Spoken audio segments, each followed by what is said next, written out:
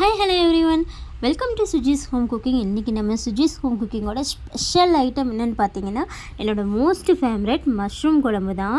நல்லா chicken mutton டேஸ்ட்டில் காரசாரமாக சூப்பராக அப்படியே நாக்கில் எச்சி ஊற வைக்கிற டேஸ்ட்டில் சூப்பரான ஒரு மஷ்ரூம் குழம்பு எப்படி செய்யுதுன்னு பார்க்கலாம்.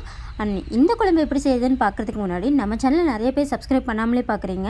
அதனால் நம்ம சேனலில் புதுசாக பார்க்குறவங்களும் சரி, இது வரைக்கும் சப்ஸ்கிரைப் பண்ணாதவங்களும் சரி, கண்டிப்பாக சேனலை சப்ஸ்கிரைப் பண்ணிக்கோங்க.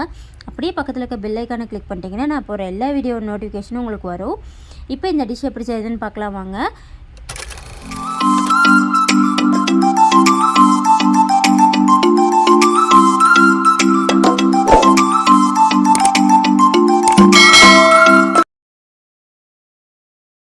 ஃபஸ்ட்டு கடாயை ஹீட் பண்ணிட்டு ஆயில் ஆட் பண்ணிக்கலாம்.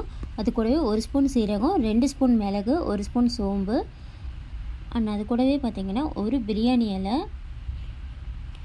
ஒரு 3 பட்டை, 4 ஏலக்காய், கொஞ்சமாக கல்பாசி, 4 கிராம்பு, ஒரு அன்னாசி பூ, கொஞ்சமாக கசகசா, இது எல்லாத்தையுமே சேர்த்து நம்ம நல்லா ஆயிலில் வறுத்துக்கலாம். இது நல்லா ஆயிலில் நல்லா வாசனை வர வறுத்துருங்க. அப்போ தான் நம்மளுக்கு வந்து குழம்புல வாசனை சூப்பராக இருக்கும்.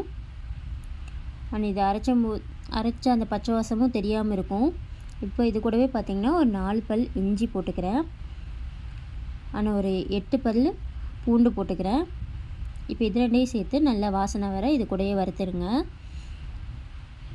இதில் எதுவுமே கரிஞ்சிடாமல் அளவாக வாசம் வர வரைக்கும் வதக்கிடுங்க.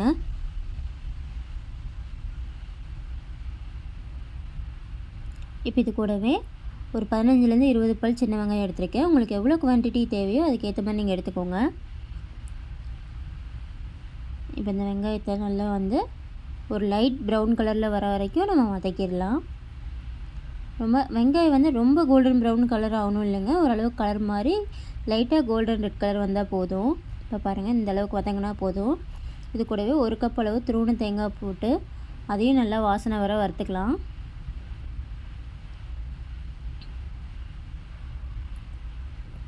இப்போ தேங்காய் இது கூட நல்லா ஃப்ரை ஆகும்போது ஸ்மெல் நல்லா வரும்.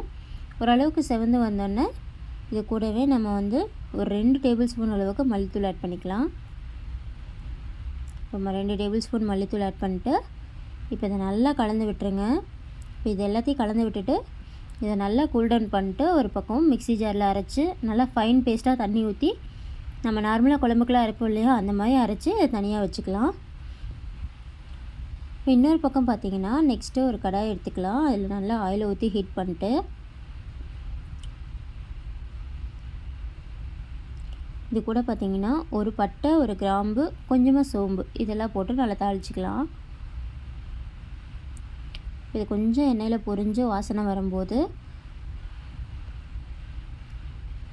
இது கூடவே ஒரு 1 டேபிள் ஸ்பூன் அளவு இஞ்சி பூண்டு பேஸ்ட் போக நல்லா பச்சை வாசனை போக இதையும் நல்லா எண்ணெயில் கலந்து விட்டுடலாம்.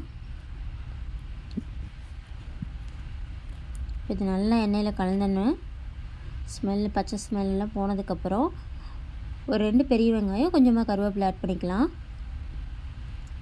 இப்போ இதையும் நல்லா எண்ணெயில் வதக்கி நல்லா கலர் மாதிரி கோல்டன் ப்ரௌன் கலர் ஆகிற வரைக்கும் வதக்கிடுங்க. பாருங்கள், இந்த அளவுக்கு நல்லா வதங்கினதுக்கப்புறம் ஒரு 2 தக்காளியை குட்டி குட்டியாக கட் பண்ணி இதில் ஆட் பண்ணிக்கலாம்.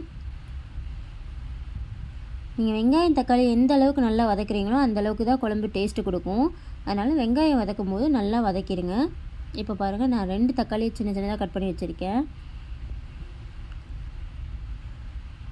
இப்போ இதில் ஆட் பண்ணிக்கலாம். இப்போ தக்காளி நல்லா வணங்குறதுக்காக ஒரு 1 டீஸ்பூன் அளவுக்கு உப்பு சேர்த்துக்கலாம்.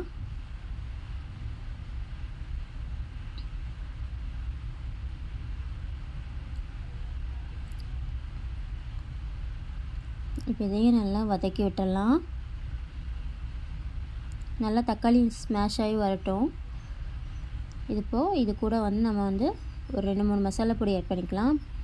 இப்போ இதில் 1 ஸ்பூன் மிளகாத்தூள் and 2 teaspoon mutton masala, 1/2 teaspoon அளவுக்கு கரம் மசாலா.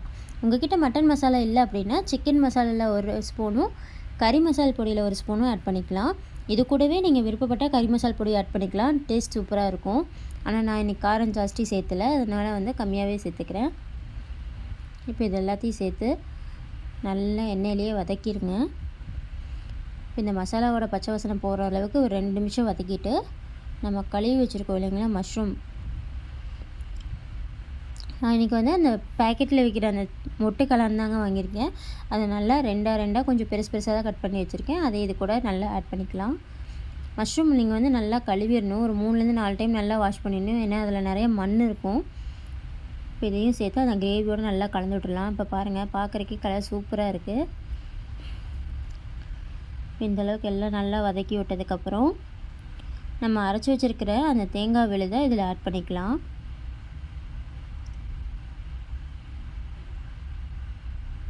இப்போ இதை அந்த நல்லா அந்த மஷ்ரூம் கிரேவியோடு சேர்ந்து நல்லா கலந்து விட்டுருங்க.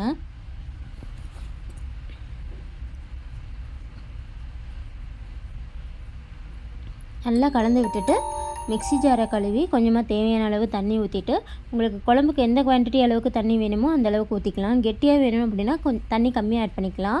இல்லை உங்களுக்கு தண்ணி மாதிரி இருந்தால் பிடிக்கும் அப்படின்னா நீங்கள் கொஞ்சம் ஜாஸ்தியாக ஆட் பண்ணிக்கலாம். ரொம்ப ஜாஸ்தியாக ஆட் பண்ணிங்கன்னா நல்லா இருக்காது. அதனால் ஒரு மீடியம் அளவுக்கு நீங்கள் தண்ணி ஆட் பண்ணிக்கோங்க. இப்போ பாருங்கள்,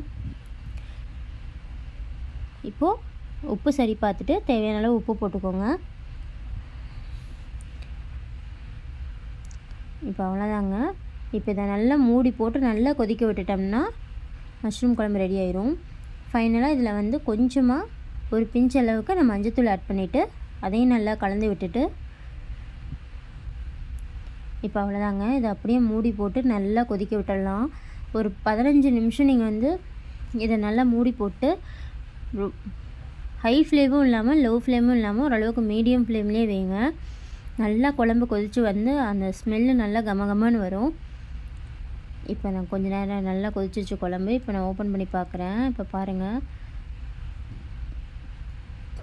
இப்போ எல்லாம் நல்லா கொதித்து எண்ணெயெல்லாம் பிரிஞ்சு காளான்லாம் நல்லா சூப்பராக வந்துருச்சுங்க. பாருங்கள், குழம்போட கலரே பார்க்குறதுக்கு அப்படியே டெம்டேட்டிங்காக இருக்குது. இதை வந்து நீங்கள் சூடான சாதம் இல்லைன்னா அப்படி சப்பாத்தி, பரோட்டா, நான் இந்த மாதிரி எல்லாத்துக்குமே வச்சு சாப்பிட்லாம். இட்லி தோசைக்கெலாம் அடி தூளாக இருக்கும்.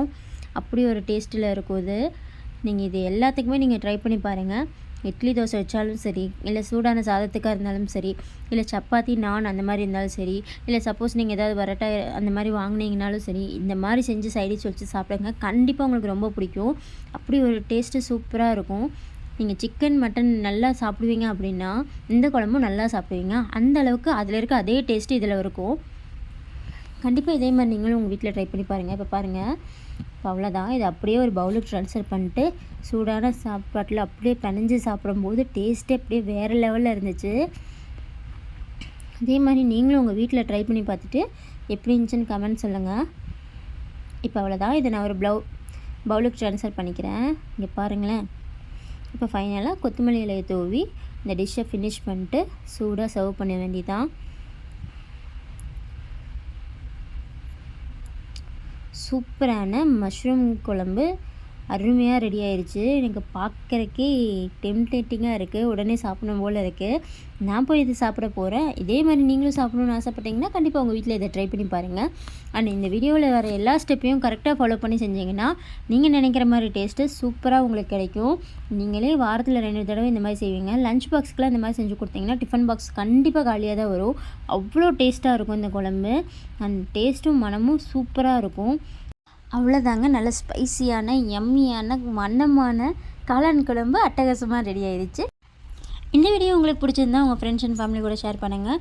அண்ட் நம்ம சேனலை ஃபஸ்ட் டைம் பார்க்குறவங்க இது வரைக்கும் சப்ஸ்கிரைப் பண்ணாதவங்க கண்டிப்பாக சேனலை சப்ஸ்கிரைப் பண்ணிட்டு பக்கத்தில் இருக்க பெல் ஐக்கானை கிளிக் பண்ணிக்கோங்க. அப்போ தான் நான் போகிற எல்லா வீடியோ நோட்டிஃபிகேஷனும் உங்களுக்கு வரும். நம்ம சேனலை சப்ஸ்கிரைப் பண்ணியிருக்க அனைத்து நல்லவங்களுக்கும் ஒரு ஸ்பெஷல் தேங்க்ஸ். Bye bye.